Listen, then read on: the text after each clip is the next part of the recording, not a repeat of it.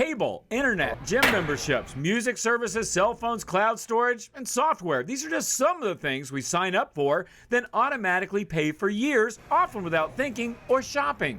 Technology is changing fast, and there are often new options for old services, especially expensive old services. For example, cable TV. More and more people are cutting the cable. You can watch many TV shows with an antenna or on the network websites, or pay less by using Netflix, Hulu, or Amazon.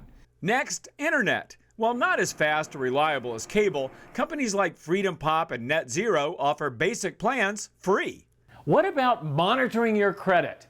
There are two things you can do yourself that don't cost a dime.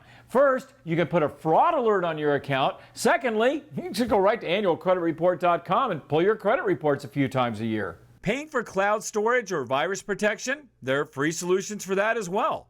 Still paying monthly for paper copies of your favorite periodicals? You should be reading the free online versions. And even if they're not free, you might get free access to your local library. I could go on. From your cell phone to your health club. See how much money is leaving your checking account every month, and then see where you can save.